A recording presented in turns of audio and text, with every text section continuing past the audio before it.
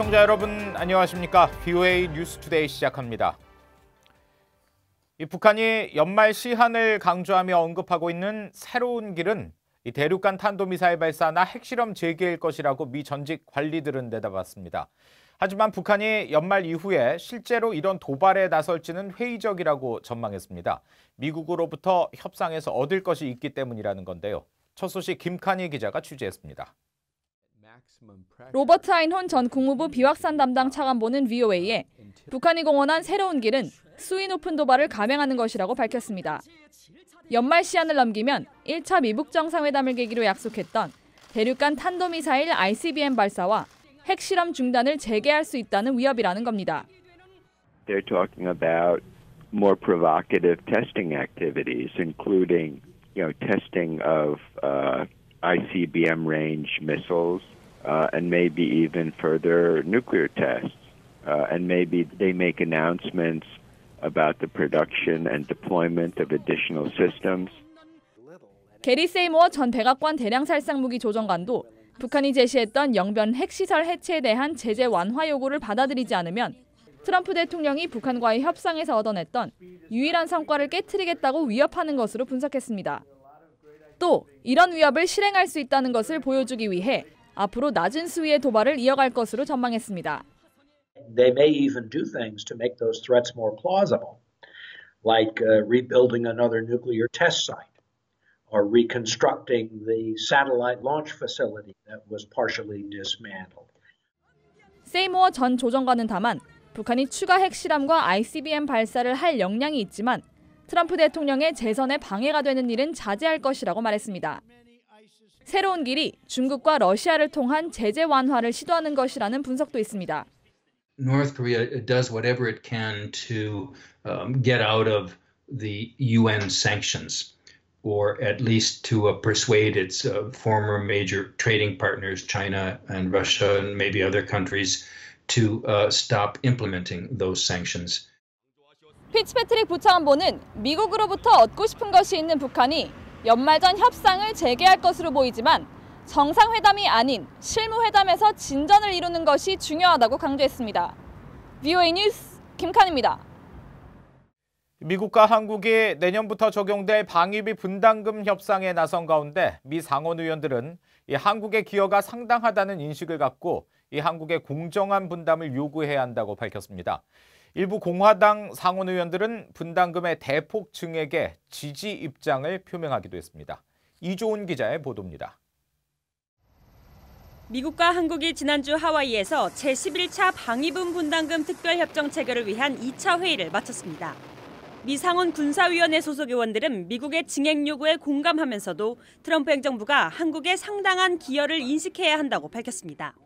I think they have to recognize that the South Koreans are a valuable ally, which contributes significantly to our mutual defense and security, particularly against the North Koreans, and that there has to be a sharing of the burden fairly between both South Korea and the United States. 댄 설리번 상원 의원은 한국 정부가 새 주한미군 기지인 캠프 험프리스 건설 비용의 대부분을 부담한 것을 대표적인 예로 꼽았습니다.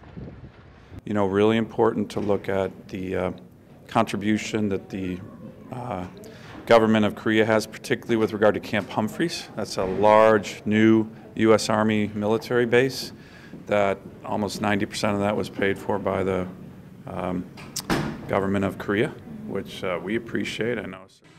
일부 민주당 상원 의원들은 동맹국에 대한 트럼프 대통령의 태도에 강한 우려를 표명했습니다. If you have differences of opinion, that's fine, but you can express those privately. You shouldn't be publicly reserving most of your ammunition from the nations that you're closest to. 미국은 이번 방위비 분담 협상에서 한국에 현재의 5배가 넘는 50억 달러 분담금을 요구한 것으로 알려졌습니다. 이에 제임스 이노프 상원 군사위원장은 지지 입장을 표명했습니다. We provide a lot of service, a lot of help, a lot to the economy of these countries. Of course, the same is true with South Korea. And we expect them to carry a larger portion of the burden, and I support him in that position. 공화당의 데이비 퍼듀 상원 의원은 미한 방위비 분담은 테러리즘과 전 세계적 위협을 감안해 장기적 관점을 갖고 접근해야 한다며 백악관은 이런 포괄적 시각을 갖고 무역과 국제적 입지에 관한 동맹국과의 논의를 동시에 진행하고 있다고 밝혔습니다. VOA 뉴스 이존입니다. 마이크 펜스 미국 부통령이 한국전 참전용사였던 자신의 부친에 대한 기억을 되살리며 참전용사들과 미군들을 격려했습니다. 펜스 부통령은 29일 텍사스 포트 후드 미 육군기지에서 행한 연설에서 펜스 부통령 자신은 군 복무를 하진 않았지만 한국에서 복무한 미 육군 참전용사인 에드워드 펜스 소위의 아들이라는 점을 자랑스럽게 여긴다고 말했습니다. 그러면서 자신의 부친은 가슴에 훈장을 달고 집으로 돌아왔지만 어린 자녀들에게 한국 전쟁에서의 영웅은 집으로 돌아오지 못한 자들이라고 늘 말했다고 덧붙였습니다.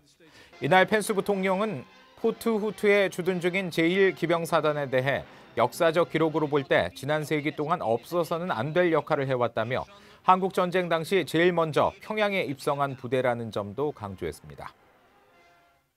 최근 한일 갈등 등 미국의 현재 동맹 상황이 북한에 유리하게 작용할 수 있다는 지적이 제기됐습니다. 미 한일 결속력 약화가 미국 비핵화 실무 협상에서 미국의 협상력을 떨어뜨릴 수 있다는 건데요. 김영교 기자가 전해드립니다. 한일 군사정보보호협정 지소미아가 다음 달 23일부로 종료되는 가운데 미한일 결속력 약화가 북한에 유리하게 작용하고 있다는 지적이 나왔습니다. 정박 브루킹스 연구소 연구원은 29일 브루킹스에서 열린 기로에 선 동맹이라는 주제로 열린 간담회에서 한일 갈등이 미국과 북한 간 양자 대화에도 영향을 줄 수 있다고 밝혔습니다. North Korea also prefers bilateral negotiations and bilateralism because it gives them a chance to exploit national preferences. You can see the North Korea's own hub and spokes way of dealing with its neighbors. 정박 연구원은 미한일 세 나라가 결속력을 보여줘야 북한이 제멋대로 할 수 없다고 지적했습니다. 이 자리에선 또 한일 관계가 지금처럼 악화된 데에는 미국이 동맹을 제대로 관리하지 않은 탓도 있다는 지적도 나왔습니다. One area that Trump administration has been very different from previous administrations is how it has managed the relationship between Korea and Japan. That there's been very little that the administration has done on that front. 한편 지소미아 종료를 한 달 앞둔 가운데 미국 고위 당국자들은 한국의 철회 결정 재고를 거듭 촉구하고 있습니다. 데이비드 스틸웰 미 국무부 동아시아 태평양 담당 차관보는 26일 일본 방문 중 한국이 지소미아에 복귀하기를 권장한다고 밝혔습니다. 특히 북한이 이달 초 잠수함 발사 탄도미사일을 시험한 사건으로 미국, 한국, 일본 모두가 지소미아의 중요성을 인식했다는 설명입니다. 앞서 랜달 슈라이버 국방부 인도 태평양 안보 차관보도 한국의 지소미아 복귀를 촉구했습니다. VOA 뉴스 김영교입니다. 북한 당국의 금강산 남측 시설 철거 통보는 상황을 갈아엎고 중국인 관광객 유치로 막힌 돈줄에 숨통을 트려는 의도라고 태형호 전 영국 주재 북한 공사가 말했습니다. 지난주 뉴욕과 워싱턴을 방문한 태형호 전 공사는 VOA에 북한이 문재인 한국 정부를 믿고 미국과 협상에 나섰지만 트럼프 행정부의 현 기조가 바뀔 가능성이 적어 금강산 관광과 개성공단 재개도 힘들다는 판단에 따라 이런 일방적 움직임을 보이고 있다고 진단했습니다.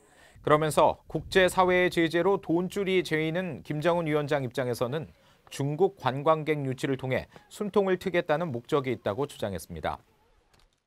국제원자력기구 IAEA 신임 사무총장에 라파엘 마리아노 그로시 IAEA 주재 아르헨티나 대사가 선출됐습니다. 그로시 대사는 당선 직후 취재진을 만나 IAEA 임무는 국제평화와 안보를 지키는 것이라며 중립적이고 독립적인 방식으로 사무총장직을 수행할 것이라고 밝혔습니다. 북한은 2009년 4월에 북핵 감시를 위해 북한에 머물던 IAEA 사찰단을 추방한 가운데 IAEA는 관련국들의 합의가 이루어지면 북한 핵 프로그램 검증 과정에서 핵심적 역할을 할 준비가 돼 있다고 밝힌 바 있습니다. 올해 가뭄의 여파 등으로 북한의 주요 작물 수확이 매우 저조할 것이라는 전망이 이어지고 있습니다. 북한 농업 전문가인 권태진 GSNJ 인스티튜트 북한 동북아 연구원장은 29일 VOA에 올해 북한 수확량이 10년 만에 가장 낮은 수준이었던 지난해보다도 10만 톤에서 20만 톤이 더 떨어질 것이라고 전망했습니다. 앞서 식량농업기구 FAO도 올해 북한 농작물 생산량이 5년 만에 최저 수준으로 떨어져 심각한 식량난을 겪을 것으로 전망했습니다. 이상으로 VOA 뉴스투데이 마칩니다. 함께해 주신 여러분 고맙습니다.